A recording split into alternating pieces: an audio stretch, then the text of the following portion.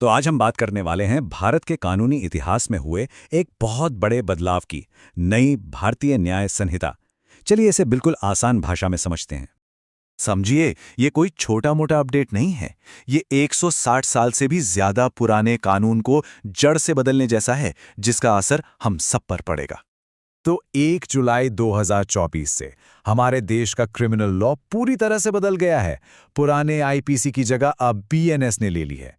आखिर इसका मतलब क्या है? चलिए इस पूरे बदलाव को 5 हिस्सों में तोड़कर समझते हैं। सबसे पहले देखेंगे कि ये नया कोड आखिर बना कैसे है। फिर बात करेंगे उन नए अपराधों की जो इसमें शामिल हुए हैं। इसके बाद सजा में क्या क्या बदला है, और आखिर में ये भी समझेंगे कि ये सिर्फ सजा पर नहीं बल्कि न्याय पर फोकस कैसे करता है। तो सबसे पहले चलिए देखते हैं कि इस नए कानून का स्ट्रक्चर कैसा है। इसे पहले से ज्यादा आसान और सीधा बनाने की कोशिश की गई है। अब ये वाकई में काफी दिलचस्प है। जरा सोचिए, आईपीसी में 511 धाराएं थी और अब बीएनएस में सिर्फ 358 रह गई हैं। ये कानून को आसान बनाने की एक बहुत बड़ी कोशिश है। मतलब ये नया कोड सिर्फ छोटा नहीं हुआ है, इसमें से 20 पुरानी गैर जरूरी धाराओं को हटा दिया गया है और आज के जमाने की जरूरतों को देखते हुए 10 बिल्कुल नई धाराएं जोड़ी गई हैं। चलिए अब आगे बढ़ते हैं और देखते हैं कि ये नया कानून उन अपराधों के बारे में क्या कहता है जिन्हें पुराने कानून में ठीक से जगह ही नहीं मिली थी। बीएनएस ने पहली बार, और ये बहुत जरूरी है, पहली बार भारत के कानून में कुछ नए अपराधों को साफ साफ डिफाइन किया है, जैसे कि ऑर्गेनाइज्ड क्राइम, मॉब लिंचिंग और स्नैचिंग। ये वो अपराध हैं जिनके बारे में हम लंबे समय से सुनते आ रहे थे, पर कानून में इनकी कोई ठोस परिभाषा नहीं थी। तो यहाँ सबसे जरूरी बात यह है कि अब कानून के पास संगठित आपराधिक गिरोहों यानी कि माफिया वगैरह से निपटने के लिए एक सीधा और मजबूत हथियार आ गया है। इससे पुलिस को ऐसे नेटवर्क्स को तोड़ने में बहुत मदद मिलेगी। इससे होता यह है कि अब आतंकवाद की एक बहुत ही साफ सुथरी डोमेस्टिक परिभाषा हमारे पास है। इससे सारा कन्फ्यूजन खत्म होता है और टेररिज्म से जुड़े मामलों से और भी असरदार तरीके से निपटाया जा सकता है। अच्छा, नए अपराधों को जोड़ने के अलावा बीएनएस ने सजाओं को भी अपडेट किया है और साथ ही कुछ बहुत जरूरी कानूनी परिभाषाओं को आज के समाज के हिसाब से बदला भी है। और ये वाकई एक बहुत बड़ा और ज़रूरी कदम है। ये दिखाता है कि हमारा कानून अब और ज़्यादा इंक्लूसिव हो रहा है। इसमें अब पुरुषों और महिलाओं के साथ साथ ट्रांसजेंडर व्यक्तियों को भी साफ तौर पर शामिल किया गया है।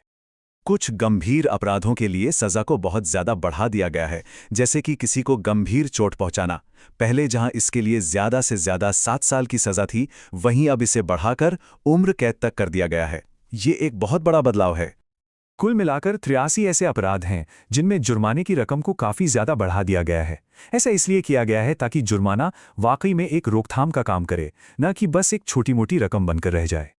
ये नया कानून कुछ घिनौने अपराधों के लिए, खासकर नाबालिगों के खिलाफ, कोई भी नरमी नहीं बरतता। इसमें बहुत ही सख्त मिनिमम सज़ा का प्रावधान है, जो समाज को एक बहुत साफ संदेश देता है। शायद जो सबसे बड़ा बदलाव है वो कानून की सोच में है, उसकी फिलॉसफी में है। अब फोकस सिर्फ सजा देने पर नहीं बल्कि न्याय और सुधार पर ज्यादा है। अब बात करते हैं एक ऐसे बदलाव की जिसकी सबसे ज्यादा चर्चा हो रही है। ये जुड़ा है एक बहुत ही विवादास्पद अंग्रेजों के जमाने के कानून से, राजद्रोह। आईपीसी की ये धारा सेक्शन 124A, इसे अब पूरी तरह से खत्म कर दिया गया है, हटा दिया गया है। इसकी जगह जो नया प्रावधान आया है वो ज्यादा स्पेसिफिक है। मतलब ये सरकार की आलोचना करने और देश को वाकई में नुकसान पहुंचाने के बीच एक साफ लकीर खींचता है। ये फ्रीडम ऑफ स्पीच के लिए एक अहम बात है। कैसा हो अगर सजा का मकसद सिर्फ किसी को दंड देना न हो बल्कि उसे सुधारने का एक मौका देना हो? ठीक यही सवाल बीएनएस में एक बिल्कुल नई सोच को जन्म देता है। पहली बार छोटे मोटे अपराधों के लिए कम्युनिटी सर्विस यानी सामुदायिक सेवा का एक ऑप्शन लाया गया है। इसका मकसद है कि छोटे अपराधियों को जेल की भीड़ में भेजने के बजाय समाज में कुछ अच्छा काम करके उन्हें सुधरने का मौका दिया जाए। तो कुल मिलाकर इस कानून का जो मूल मंत्र है वो है न्याय पर जोर देना, न कि सिर्फ बदले पर। यह एक ऐसा बदलाव है जो हमारे पूरे क्रिमिनल जस्टिस सिस्टम के नजरिए को बदल सकता है। तो अगर हम इसे समेटें तो बीएनएस सिर्फ एक नया कानून नहीं है, ये भारत के क्रिमिनल जस्टिस सिस्टम को मॉडर्न बनाने, उसे ज़्यादा असरदार बनाने और उसे न्याय के उसूलों पर खड़ा करने की एक बहुत बड़ी और साहसी कोशिश है। तो ये बड़ा कानूनी बदलाव अब लागू हो चुका है, पर असली सवाल तो अब शुरू होता है। क्या ये वाकई में एक ज्यादा न्यायपूर्ण और असरदार सिस्टम बना पाएगा?